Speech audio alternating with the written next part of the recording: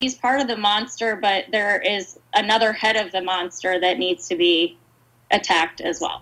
A Pittsburgh native is among the dozens of women who faced former USA Gymnastics Dr. Larry Nassar at his sentencing this week.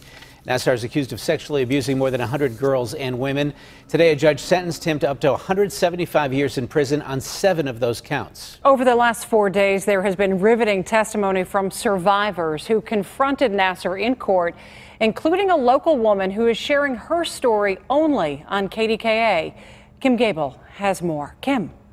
Susan, when the judge sentenced Nassar, she told him, quote, "I just signed your death warrant." This after the court listened to the gripping and often heart-wrenching testimony of over 150 young women. I had the opportunity to talk to one of them. Originally from Wexford, Chelsea Kroll-Williams first encountered Dr. Nassar when she was 16 years old. Tonight, she says she's still processing the magnitude of this entire ordeal. It was because a judge opened her courtroom to a long list of victims that the world now knows the true impact of Larry Nassar's decades of sexual abuse.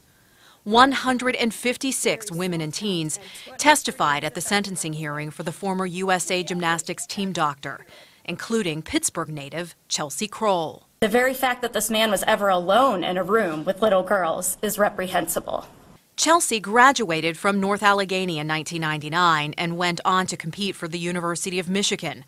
Nassar first assaulted her when she was 16, and then again dozens of times in her 20s. We spoke to her via Skype tonight. I felt like if I was anonymous, I couldn't really do anything. But I felt like if my name was out there and you could attach a story with a name and a face, it might actually be able to do something. And it did. Those courageous and emotional accounts galvanized this new sisterhood of survivors.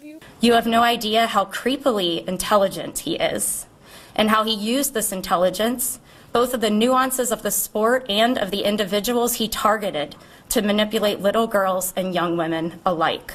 Nassar later addressed his victims. Your words these past several days, your words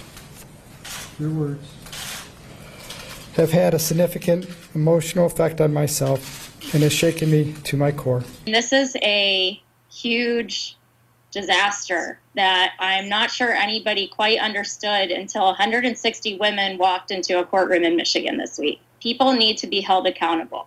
They are scars once endured in silence, a silence now broken by a united voice. We have found it. We are using it. I just ask that you hear us. Thank you. Chelsea has lived in Michigan since college. The businesswoman and mom of 2 is actually expecting her 3rd child soon as well. She says she's going to continue to advocate for victims and to demand change in that culture of silence. Kim Gable, KDKA-TV News.